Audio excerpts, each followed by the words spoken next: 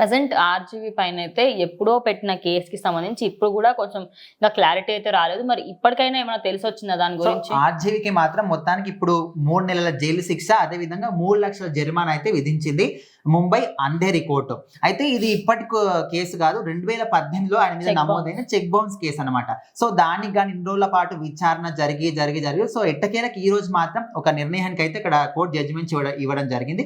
So ఈయన మీద ఇప్పటి వరకు ఎన్నో కేసులు ఉన్నాయి. రీసెంట్ గా మనం చూసుకుంటే ఏపీకి సంబంధించినవి కావచ్చు, లేకపోతే కొంతమంది మాకు ఆయన సినిమాలు కంటెంట్ నచ్చలేదని కావచ్చు, సో ఆయన మాట్లాడే మాటలు సరిగ్గా లేవని, ఇట్లా రకరకాల చాలా మంది చాలా కేసులు పెట్టినప్పటికీ ఆయన ఒక మంచి డైరెక్టర్, ఎంత కాదనుకున్నా కూడా అప్పట్లో ఒక మన ఇండియాలో మంచి స్టార్ డైరెక్టర్ అనమాట.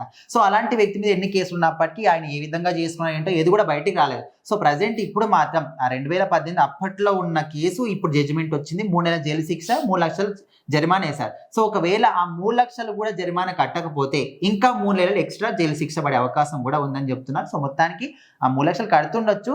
సో ప్రజెంట్ ఆయనకు జైలు శిక్ష పడింది ఒక న్యూస్ మాత్రం. నిజంగా ఆర్జీవీకి సంబంధించి ప్రజెంట్ ఆయన సినిమాలలో కూడా ఎక్కువగా అంత ఆసక్తి చూపించే శారీ మూవీ ఒకటి వస్తుంది అంతే.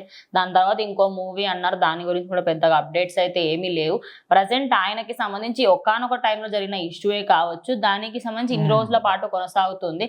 ఎట్టకేలకు ఆయనకు జైలుకి తీసుకువెళ్తున్నారని అయితే తెలుస్తుంది. సో లెట్స్ సీ ఆయన నిజంగా తీసుకువెళ్తారా, లేకపోతే దాని తర్వాత ఏమైనా బెయిల్ వచ్చే అవకాశం ఏమైనా ఉంటుందేమో చూడాలి. మన తెలుగు రాష్ట్రాల్లో అంటే ఏదో ఒక రకంగా చేసుకోవచ్చు కదా, ముంబైకి సంబంధించి అంధేరి కోర్టు అంటే అక్కడ తీర్పు వచ్చింది కాబట్టి ఖచ్చితంగా అరెస్ట్ అవుతారు అనుకుంటున్నారు. అయితే ఇంతవరకు ఎంతమంది డైరెక్టర్లు ఉన్నప్పటికీ ఆర్జీ అంటే ఒక సపరేట్ జోనర్ అనమాట. ఆయన చేసే సినిమాలు కానీ, ఆలోచించే విధానం, మాట్లాడే మాట తీరు ముక్కుసూటిగా మాట్లాడుతుంటాడు. సో ఆ ముక్కుసూటితనమే ఆయనకు ఒక అంటే వ్యతిరేకంగా మారింది అనుకోవచ్చు. వాట్ ఎవర్, ఆయన ప్రజెంట్ జైలుకి వెళ్ళడానికి అయితే రెడీగా ఉందా, మరి తీసుకెళ్తారా లేదని వేచి చూడాలి.